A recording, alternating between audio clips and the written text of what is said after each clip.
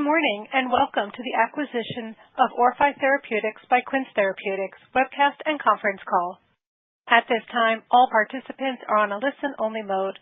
Please be advised that this audio presentation is being recorded. I would now like to turn the call over to Corey Davis of LifeSci Advisors. Please proceed. Good morning, everyone, and thank you for joining us. 2 press releases went out this morning, which are also available on our website. A replay of this webcast, along with the presentation materials, will also be available on the company's website following today's call. Before we begin, I'd like to remind everyone the statements made during this conference call and the accompanying presentation may include forward-looking statements within the meaning of the Private Securities Litigation Reform Act of 1995. These forward-looking statements include, but are not limited to, statements regarding the anticipated benefits of the transaction and financing, the expected closing of the private placement, and the anticipated use of proceeds therefrom. Company's strategic plans, anticipated clinical development activities, ongoing clinical trials, planned regulatory interactions, expected milestones and data readouts, expected IP protections, projected cash runway, and the potential therapeutic and commercial opportunity of the company's pipeline. These statements are based on current expectations and assumptions and are subject to risks and uncertainties that could cause actual results to differ materially from those described in the forward-looking statements. Additional information concerning these risks and uncertainties are contained in the company's filings with the Securities and Exchange Commission, including our press releases issued this morning and our Form 8-K filed with the SEC announcing the transaction, and our most recent quarterly report on Form 10-Q, which are available at sec.gov or on our website. The company undertakes no obligation to update any forward-looking statements except as required by law. This communication is for informational purposes only and does not constitute an offer to sell or the solicitation of an offer to buy any securities or a solicitation of any vote or approval. In connection with the matters subject to stockholder vote in connection with the transaction, the company will file a proxy statement with the SEC. Investors and security holders are urged to read the proxy statement and other relevant materials filed with the SEC carefully and in their entirety when they become available, because they will contain important information about the transactions and the related stockholder vote matters. Investors and security holders may obtain free copies of these documents when available and other documents filed with the SEC by the company through sec.gov or on our website. Free copies of these documents, when available, may be obtained from the company directly if requested. During today's call, we will review the rationale for the transaction, provide an overview of our pipeline and development strategy, discuss the concurrent financing, and outline expected upcoming milestones and operational priorities. Joining me on the call today are Dirk Thye, who will discuss the details of the transaction, Bridget Roberts, the company's Chief Corporate Affairs Officer, and the former CEO of OrphAI, who will explain the strategic rationale and vision for the company and provide an overview of the pipeline, clinical development plans, and anticipated milestones, and Dr. Paul Yu, Director of the Cardiovascular Research Center at Massachusetts General Hospital and Associate Professor of Medicine at Harvard Medical School, where he holds the Charles and Elizabeth Sanders Endowed Chair, who will review the recent Phase 2A data with LAM-001 presented at the ATS meeting. And with that, I'll turn the call over to Dirk, CEO of Quince Therapeutics. Greetings, Quince stockholders, and thank you for joining the call to announce the acquisition of OrphAI. After an exhaustive search of the competitive landscape for acquisitions to maximize stockholder value, and with the help of LifeSci Capital as our financial advisor, we selected OrphAI. We believe the acquisition of OrphAI represents the best possible outcome for our stockholders, and you're about to hear about the scientific programs and pipeline we acquired and our strategic plan for the future. This acquisition was structured as a stock-for-stock merger, whereby all of OrphAI's outstanding equity interests were exchanged for a combination of shares of Quince common stock and shares of a newly created Series C non-voting convertible preferred stock. The acquisition closed on May 18th, 2026. With the acquisition of OrphAI, Quince entered into a definitive agreement for the sale of Series C non-voting convertible preferred stock and warrants in a private placement to a group of accredited investors from leading healthcare-focused institutional investors. The private placement is expected to result in upfront gross proceeds to Quince of approximately $115 million before deducting placement agent and other offering expenses, and up to an additional approximately $72 million in gross proceeds upon exercise of accompanying warrants. The private placement is expected to close on May 21st, 2026. Subject to approval of Quince's pre-acquisition stockholders, each share of Series C non-voting convertible preferred stock will automatically convert into 1,000 shares of common stock, subject to certain beneficial ownership limitations set by each holder. No stockholder approval was or will be required for the closing of the transactions under applicable law or NASDAQ listing standards. However, stockholder approval for, among other things, the conversion of the Series C non-voting convertible preferred stock into common stock will be sought during a meeting of stockholders expected to be held later this year. As a result of the acquisition, Quince's pre-acquisition equity holders will own in the aggregate approximately 17.8%, and OrphAI's pre-acquisition equity holders will own in the aggregate approximately 82.2% of the post-acquisition company before the private placement transaction, and approximately 6.9% and 31.9% respectively after the private placement transaction. And the private placement investors will own in the aggregate approximately 61.2% of the post-acquisition company, and in each case calculated on a fully diluted as converted to common basis and without giving effect to any beneficial ownership limitations using the treasury stock method and based on the implied equity values of Quince and OrphAI. Quince expects to use the proceeds from the private placement primarily to advance LAM-001, including initiation of a Phase 2b trial in pulmonary hypertension associated with interstitial lung disease, with data anticipated in 2028, and delivery of Phase 2 data in bronchiolitis obliterans syndrome post-lung transplant in the first quarter of 2027, and Phase 2 data in sarcoidosis associated with pulmonary hypertension in late 2028. We note that this description of the transactions is not complete. We refer our stockholders to our filings with the SEC, which incorporate by reference the material agreements in connection with the acquisition and the private placement. With that, I will turn the call over to Bridgette to provide the strategic rationale and vision for the company, an overview of the pipeline, clinical development plans, and anticipated milestones. Thank you, Dirk. So turning to slide 5, we believe this acquisition offers a unique opportunity to build a leading clinical stage biotechnology company centered around LAM-1, a novel one-puff, once-daily inhaled formulation of rapamycin with potential applicability across multiple pulmonary indications. The first indication is pulmonary hypertension associated with interstitial lung disease, or PH-ILD, which affects approximately 200,000 patients across the U.S. and Europe. Approved therapies in PH-ILD are largely focused on vasodilation, rather than addressing the underlying disease biology. LAM-1 is designed to target and help reverse the pulmonary arterial smooth muscle cell hyperproliferation, inflammation, and fibrotic vascular remodeling underlying the disease state. Just yesterday, at the American Thoracic Society, OrphAI presented encouraging Phase 2a data of LAM-1 in pulmonary hypertension, demonstrating clinically meaningful improvements when added to standard of care, thus supporting our plans to initiate a Phase 2b trial in the middle of 2026. The second indication is bronchiolitis obliterans syndrome, or BOS, which is a severe complication of and a leading cause of death post-lung transplantation, which is estimated to affect approximately 28,000 patients across the U.S. and Europe.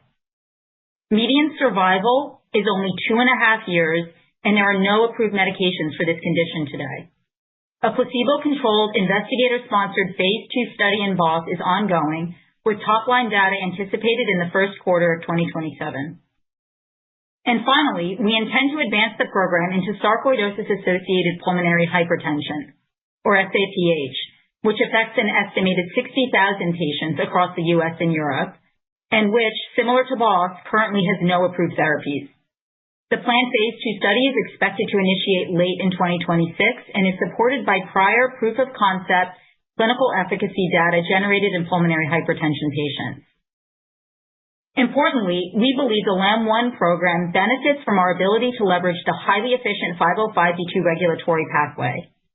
Additionally, LAM-1 offers a strong intellectual property estate with expected protection extending into the mid-2040s. The program has received orphan drug designation in both the U.S. and Europe across multiple indications, and we have received supportive regulatory feedback through prior pre-IND and end-of-phase 2 interactions with the FDA. Overall, we believe this portfolio offers a compelling combination of validated biology, significant unmet medical need, regulatory advantages, and multiple near and midterm clinical catalysts.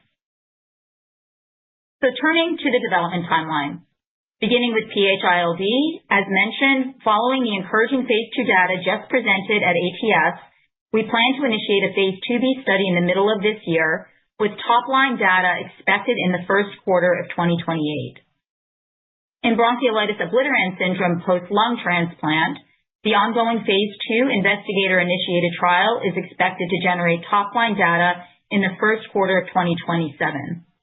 And finally, in SAPH, we expect to initiate a phase 2 study in late 2026 with top-line data anticipated in the fourth quarter of 2028. Turning now to slide 7. Why not oral rapamycin? First, when delivered by mouth, like any medication, oral rapamycin distributes throughout the body systemically. And unfortunately, with rapamycin, this systemic exposure is associated with a number of side effects, highlighted on this slide, that have precluded its broad adoption in pulmonary diseases. Additionally, this systemic toxicity can limit achievable dosing, thus preventing sufficient drug exposure directly within lung tissue, which can be particularly important in pulmonary diseases where localized target engagement may be critical for efficacy. And finally, oral rapamycin has demonstrated low and highly variable bioavailability, which often necessitates therapeutic drug monitoring and dose adjustments, creating additional burden for both physicians and patients. Collectively, we believe these limitations have constrained the use of oral rapamycin in pulmonary diseases, despite evidence supporting the importance of the mTOR pathway in disease biology. But turning to slide 8, we believe LAM-1 has the potential to address many of these key limitations. First, our inhaled delivery is designed to maximize exposure locally at the site of disease in the lungs, while minimizing systemic exposure and concomitant toxicity. And second, our proprietary rapamycin formulation possesses physical-chemical properties that we believe are ideal for pulmonary delivery, supporting the potential for improved tissue penetration in the lungs and thus therapeutic activity across multiple pulmonary indications. These properties combined have allowed us to dose LAM-1 at just 100 micrograms daily directly to the lungs. This is 20-fold lower than the standard 2 milligram daily oral dose.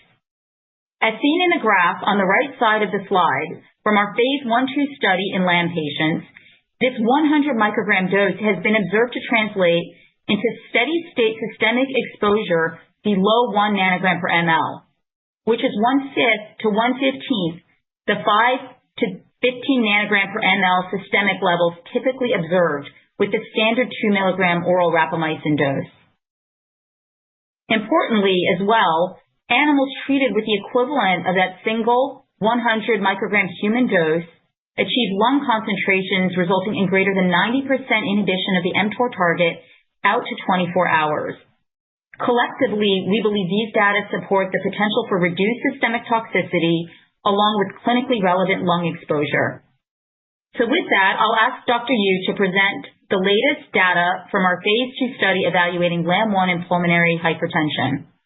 By way of introduction, Dr. Yu is Director of the Cardiovascular Research Center at Massachusetts General Hospital and Associate Professor of Medicine at Harvard Medical School, where he holds the Charles and Elizabeth Sanders Endowed Chair.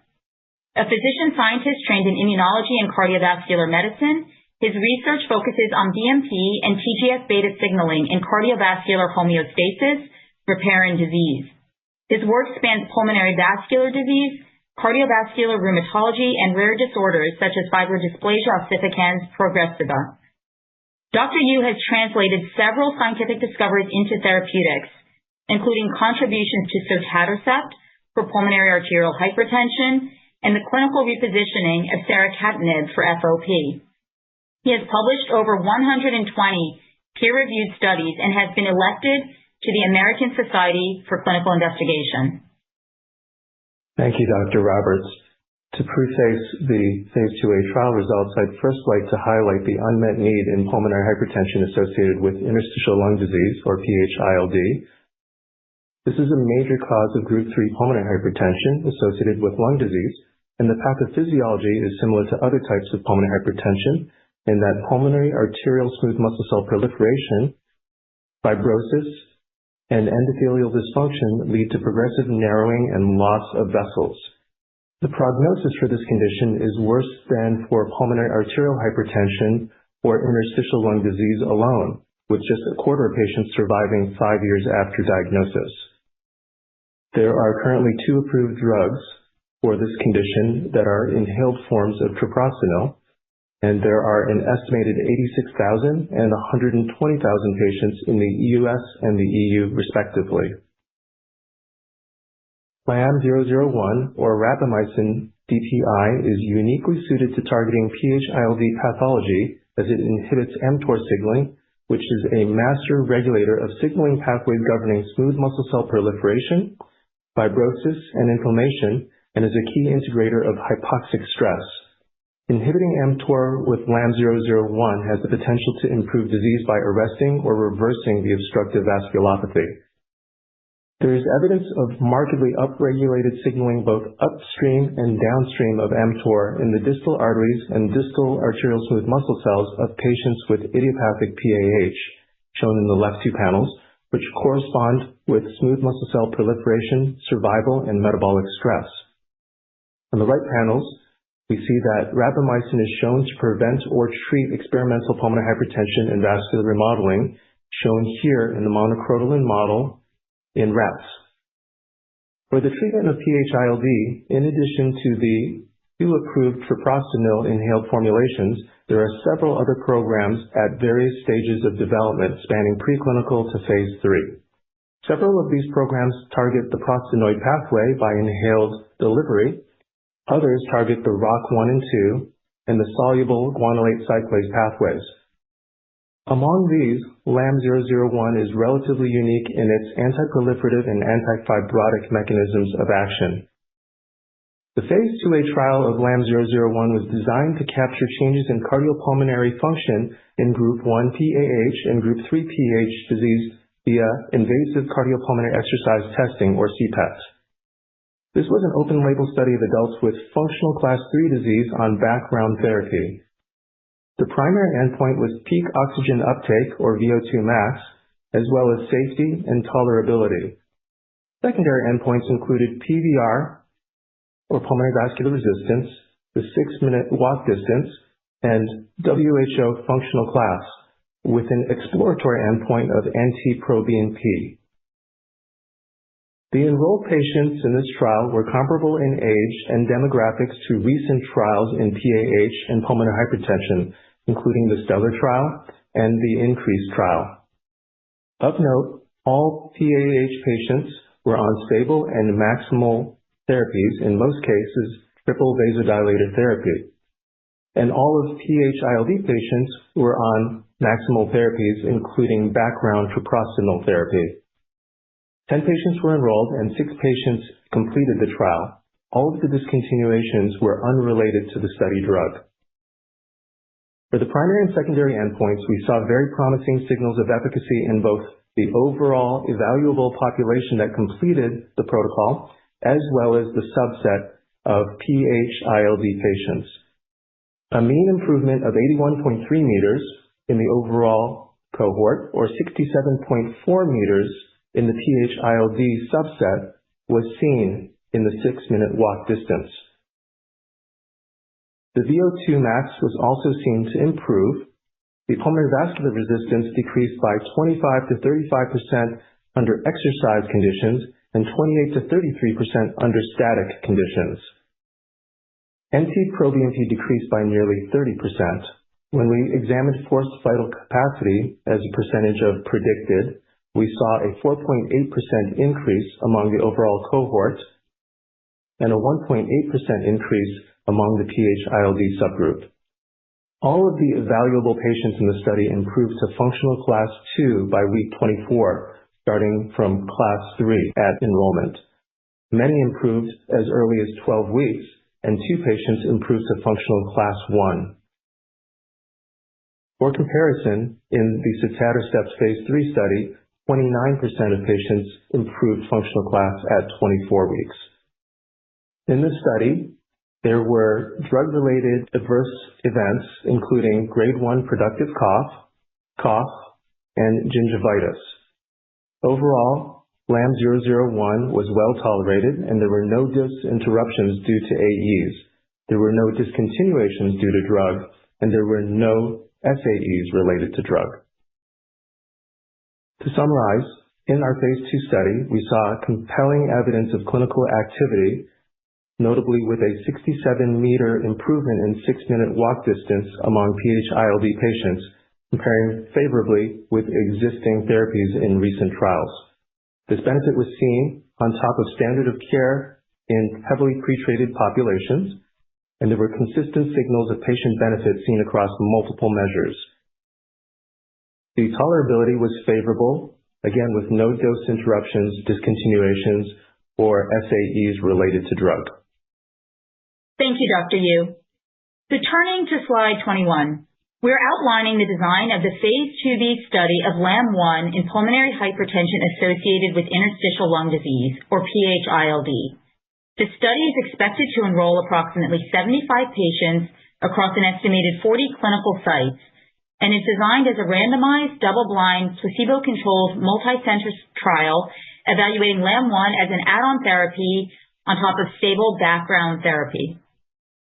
Patients will be randomized 1:1:1 to receive either 100 micrograms once daily of LAM-1, 200 micrograms once daily of LAM-1, or placebo over a 24-week blinded treatment period, followed by a 12-month open-label extension phase.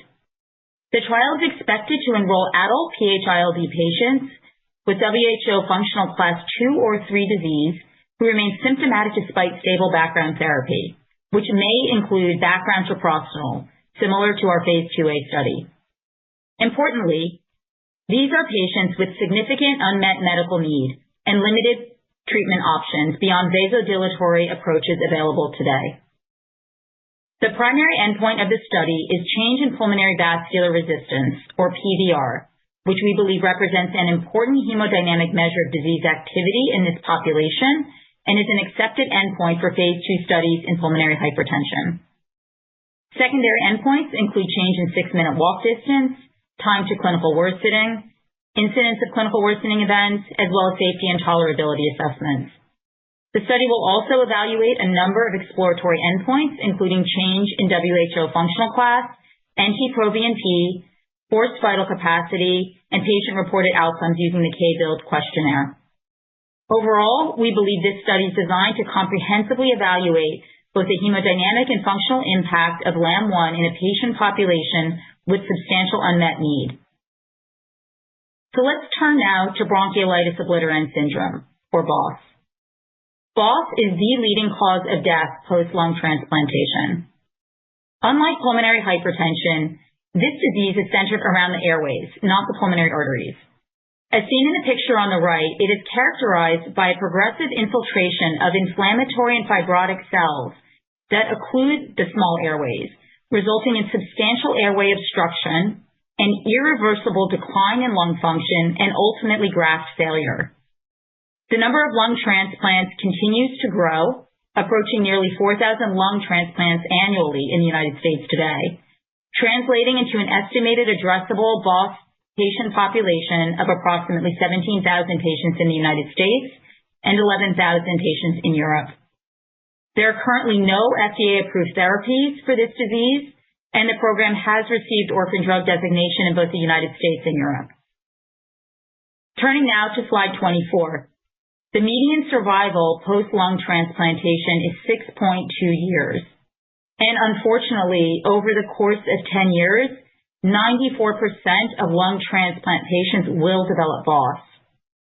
BOS is the number one leading cause of death post-lung transplant. And once BOS has taken hold in the setting of a lung transplant, the median survival is just 2.5 years. Turning to slide 25, the key measure for BOS diagnosis, progression, and prognosis is FEV1. BOS is diagnosed when a patient's FEV1 has declined to 80% or less of baseline levels, with baseline being defined as FEV1 levels post-lung transplant. And progression of disease, or BOS grade, is then measured by further sequential declines in FEV1, as shown in the box on the far left of this slide. And importantly, studies have shown that each 1% decline in FEV1 is associated with a 3.4% increase in mortality. And in a recent survey that we conducted across 48 clinicians treating BOS patients, FEV1 decline was highlighted as the single most important criteria for escalating BOS therapy. Turning to the next slide, before embarking on our BOS program, as we did with our PH program, we searched for off-label proof-of-concept data with the oral form of the medication. And we found a small study that had been conducted in the early 2000s in 11 patients with progressive BOS. In this study, as seen in the graph on the right side of the slide, prior to rapamycin dosing, as is typical in this disease process, FEV1 declined over the course of 12 months. However, over 12 months of subsequent rapamycin treatment, FEV1 demonstrated stability or even improvement in 8 of 11 patients. Given this supportive proof-of-concept data with oral rapamycin, combined with the mechanistic rationale, a randomized double-blind placebo-controlled investigator-sponsored study was initiated at UCSF under Dr. Stephen Hayes, evaluating LAM-1 in 19 double lung transplant patients with newly diagnosed BOS. In this study, patients were randomized 1-to-1 to receive either LAM-1 100 micrograms QD or placebo over a 48-week blinded treatment period, followed by an open-label extension phase. The primary endpoint is the percent change from baseline in FEV1 at that 48-week time point. Overall, this is a small study and has been designed as a safety and signal-seeking study to evaluate the potential for LAM-1 in this underserved patient population. Enrollment for the study was completed in January 2026, and an interim safety review conducted in February 2026 showed that 5 of 19 patients enrolled demonstrated a 10% or greater decline in FEV1 versus study baseline. Dosing continued as planned following that interim safety review, and top-line data are currently anticipated in the first quarter of 2027. Turning now to slide 29. We believe we have established a broad and multifaceted intellectual property strategy designed to support long-term exclusivity across the inhaled rapamycin platform. The portfolio includes claims protection across drug substance, drug product, and method of treatment, including composition claims related to particle size, formulation, delivery, and dosing, as well as treatment claims in pulmonary hypertension and chronic lung diseases. The company currently has 9 issued U.S. patents with expected exclusivity extending into 2035, alongside pending patent applications that, if granted, are expected to extend protection into 2047. Importantly, the portfolio is further strengthened by orphan drug exclusivity in both the U.S. and Europe across multiple indications. And finally, we have secured exclusivity with the device manufacturer for the use of rapamycin in the RS01 dry powder inhaler device we have been using in our clinical trials and plan to use for our commercial launch, if approved. Overall, we believe this layered IP strategy provides meaningful protection for the platform. Turning now to slide 30. We believe we are well capitalized, having raised $115 million in upfront gross proceeds in an oversubscribed private placement that is expected to close on May 21st, 2026. Based on the current operating plan, we expect our cash runway to extend through the end of the fourth quarter of 2028, which should allow us to deliver on the multiple anticipated clinical readouts highlighted on the following slide. Turning to that slide, as noted, OrphAI just yesterday presented phase 2A pulmonary hypertension data in an oral presentation at the American Thoracic Society conference. Looking ahead, anticipated milestones include top-line phase 2 data from our BOSS program in the first quarter of 2027, followed by phase 2 PH-ILD data expected in the first quarter of 2028. We also expect top-line phase 2 data from the SAPH program in the fourth quarter of 2028. Overall, we believe these milestones should provide multiple opportunities for clinical and operational value inflection across the platform. In summary, the company's mission is to transform the lives of patients facing serious underserved diseases. The clinical data we share today represents an important step in advancing this mission, and our acquisition of OrphAI, along with the concurrent PIPE financing, provide us with the resources to further advance our goals. We hope you share our excitement as we move forward to the next set of milestones. Thank you for your time today. Ladies and gentlemen, this concludes today's event. You may disconnect your lines or log off the webcast at this time and enjoy the rest